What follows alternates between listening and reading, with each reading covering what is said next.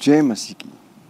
मसीह परिवार, मसीह भाई बहन, एक बार फिर मैं पास्टर डेविड पिछले सप्ते की तरह इस सप्ते भी उन वचनों के साथ जो विषय है चंगाई के विषय में कितना महत्वपूर्ण है हमारे जीवन में उसको लेने के लिए और किस तरह से हम उसे ले सकते हैं परमेश्वर के नाम के साथ। तो क्यों ना हम आगे बढ़ने से पहले अपने पिता परमेश्वर को धन्यवाद दें। और धन्यवाद पिता, हम आपको धन्यवाद देते हैं एक बार फिर इस हफ्ते जो आपने हमारा साथ दिया।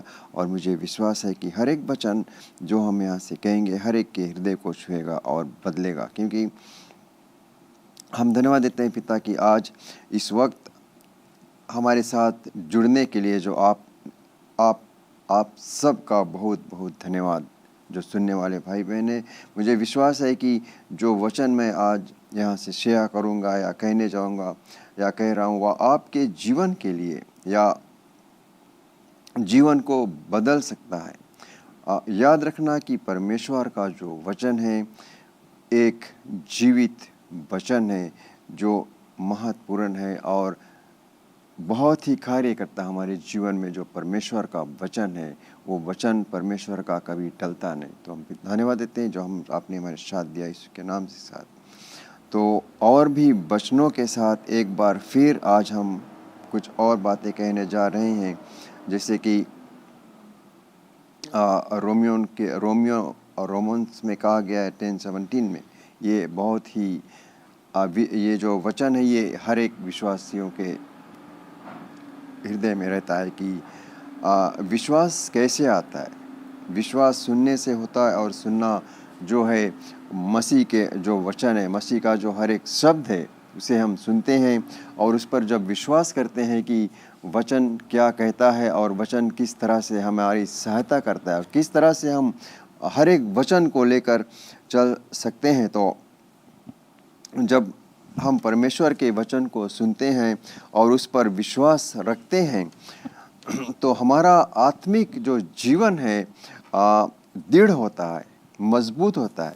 जब हम परमेश्वर को वचन जो है जब हम उसे सुनते हैं और महत्वपूर्ण उसे रखते हैं और एक जानते हैं कि जो वचन है वो उसमें कितना ताकत और शक्ति है, और जब हम वचन में दृढ़ रहते हैं, वचन में बने रहते हैं हमेशा, तो हम जानते हैं कि जो वचन है हम सुनते हैं और उस पर विश्वास करते हैं और हमें यह संदेह से बाहर निकालता है कि बाहर निकालकर विश्वास की एक नई उपजाऊ पर ले जाता है। क्योंकि जब हम वचन सुनते हैं और जब वचन पर विश्वास करते हैं तो वो वचन हमें एक ऐसी रास्ते पर ले जाता है जहाँ पर हमें किसी तरह की कठिनाई शायद नहीं हो सकती, क्योंकि वचन ही के द्वारा हम हर एक कार्य को कर सकते हैं और वचन ही के द्वारा हमें हर पाप से बचाने का जो मार्ग है, पाप से निकलने का जो मार्ग है, वो परमेश्वर का जो वचन है उस वचन को लेकर जब हम चलेंगे और वचन पर विश्वास करेंगे और वचन को लेकर हम दोहराते रहेंगे तो हम जो पाप का रास्ता भी हमारे जो सामने आएगा तो उस पाप के रास्ते से परमेश्वर का जो वचन है उस वचन को लेकर हम उससे भी पार कर सकते हैं। क्योंकि वचन में उतना सामर्थ है, उतना शक्ति है। जैसे साम्स 119:11 में लिखा है कुछ इस प्रकार कि मैंने तेरे वचन को अपने हृदय में रख लिया है कि मैं तेरे विरुद्ध पाप ना करूँगा। ये जो वचन है ये हमें जानना है, हर एक भाई विश्वासी भाई बहन को ये जानना है कि परमेश्वर का जो वचन है उस वचन को अपने हृदय में हम रखते हैं और उस वचन को लेकर चलते हैं तो हमें ये बहुत ही सरल रहेगा कि पाप का जो रास्ता है उससे हम बच सकते हैं, पाप के विरुद्ध हम जा सकते हैं। क्योंकि वचन में लिखा है कि परमेश्वर का जो वचन है हमें पाप के प्रभाव से बचाता है और हमें धार्मिकता की मार्ग पर ले जाता है। कैसे हम उस पार पर धार्मिकता के मार्ग पर हम कैसे जा सकते हैं? परमेश्वर के वचन के द्वारा, परमेश्वर का वचन हमारे अंदर रहता है हर समय, तो हर एक पाप का जो मार्ग है हम उससे बच सकते हैं, हर एक बुराई से बच सकते हैं, हर एक ऐसी चीज़ों से दूर रह सकते हैं जो हमें शायद उस पाप के रास्ते पर ले जाना चाहता है। लेकिन जब हमारे पास परमेश्वर का वचन है, परमेश्वर के वचन में हम दृढ़ रहते हैं, ना तो बीमारी हमारे अंदर आ सकती है, ना किसी तरह की रोग हम पर आ सकती है, ना ही हमें किसी तरह की दबाव में चलना है, क्योंकि वचन से बढ़कर कुछ भी नहीं है। और वचन के द्वारा हम हर एक चीज़ को प्रदान कर सकते हैं, और यह हमें आत्मिक शक्ति जो है वो प्रदान करता है। हमारे अंदर जो शक्ति है, वचन को अगर हम अपने अंदर रखें तो वो वचन हमें शक्ति देता है, आत्मिक शक्ति जो है वो हमें देता है। क्योंकि अगर हम मत्ती की किताब मैथ्यू 4:4 में पढ़ेंगे तो क्या कहता है मत्ती 4:4, ये हर एक भाई बहन के शायद जानते होंगे कि किस तरह से ये लिखा है। मनुष्य केवल रोटी ही से नहीं जीता, परंतु हर एक हर एक वचन से जो परमेश्वर के मुख से निकलता है। वाह, हमें ये जानना है कि मनुष्य, हम सिर्फ रोटी ही से नहीं जी सकते, लेकिन हमें परमेश्वर का वचन है उस पर चलना है, तो वो हमारे जीने का, वो जीवन का जो रास्ता है वो हमें देता है। क्योंकि जैसे शरीर को भोजन की आवश्यकता होती है, वैसे ही आत्मा को परमेश्वर के वचन से पोषण मिलना है। जब हम इसे ग्रहण करते हैं तो हमें आत्मिक शक्ति मिलती है और हम जीवन की कठिनाइयों का सामना कर सकते हैं। बहुत ही सरल रूप से और समझाया गया है हमें इसमें जो मनुष्य है वो किस तरह से जी सकता है, सिर्फ भोजन खाने से नहीं, सिर्फ रोटी से नहीं, लेकिन परमेश्वर का वचन है जो, उस वचन के द्वारा वो हमेशा जीवित रहेगा। और वो जीवित किस तरह से रहेगा, उसकी ज़िंदगी में किसी तरह की कठिनाई या किसी तरह का रोग नहीं है, किसी तरह की बीमारी नहीं रहेगी जिस विषय में हम कहते हैं। और परमेश्वर का वचन जो है वो हमें हर एक कठिनाई से भी बचाएगा।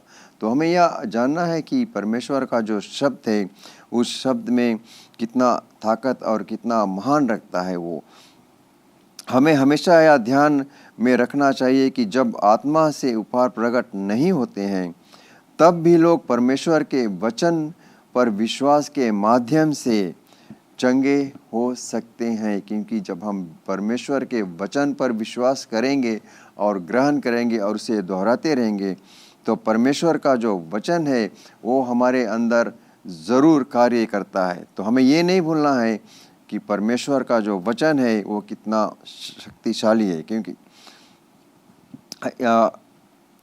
लोगों को परमेश्वर का वचन जो है और उसके चंगाई के लिए अपने विश्वास का प्रयोग हमेशा करना चाहिए, और ये भी प्रतीत करना चाहिए कि परमेश्वर जो कहता है, जो चमत्कार करता है, चंगाई और चमत्कार परमेश्वर के वचन ही के द्वारा हो सकते हैं।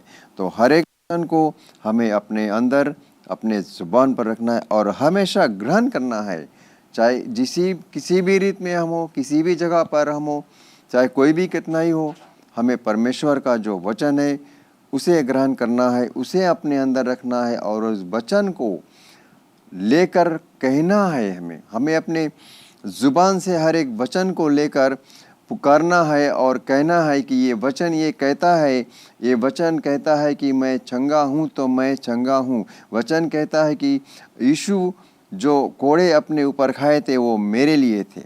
हमें अपना जो मुंह है वो बंद कर नहीं रखना चाहिए, हर एक ज़बान हमें खोलना चाहिए और कहना चाहिए कि पिता परमेश्वर ये आपका वचन है, वचन जीवित वचन है, इस वचन को लेकर मैं चलता हूँ और आज मुझे चंगाई मिली है या मुझे चंगाई ज़रूर मिलेगी। मुझे विश्वास है आपका वचन पर।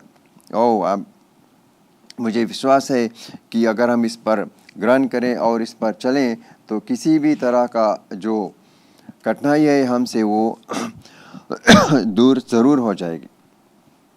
क्योंकि हमें परमेश्वर को हमेशा धन्यवाद देना है कि जो बाइबल कहता है, उसने स्वयं, किसने? यीशु के विषय में हम कहते हैं, उसने स्वयं हमारी दुर्बलताओं को ले लिया और हमारी बीमारियों को उठा लिया। उसके मार खाने से हम चंगे हुए।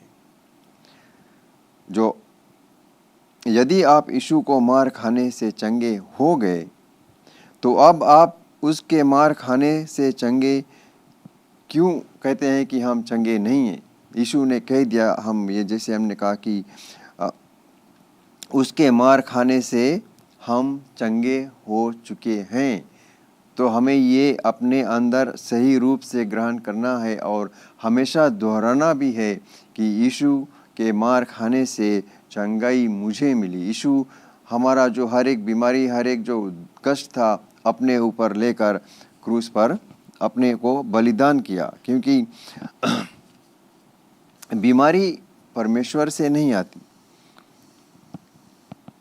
बीमारी शैतानिक रूप का एक दबाव है जो हम परमेश्वर ने उससे अलग होने के लिए हमें एक रास्ता भी दिया है कि हम किस तरह से उस बीमारी से बच सकते हैं। तो जैसे हम कहते हैं कि हमारे पास क्या है? परमेश्वर का वचन है। परमेश्वर का वचन एक दवा से ज़्यादा काम करता है। दवा हम लेते हैं सिर्फ कुछ क्षण के लिए, लेकिन परमेश्वर का जो वचन है वो हमारे जीवन में हमेशा कार्य करता है। तो हमें ये हमेशा याद रखना चाहिए कि परमेश्वर को वचन कर लेकर हम चलते हैं तो हमेशा हम चंगाई में रहेंगे। तो हम आज यहीं पर फिर समाप्त करते हैं और अगले हफ्ते फिर आऊँगा, तो इसी विषय में, चंगाई के विषय में और भी बातें होंगी।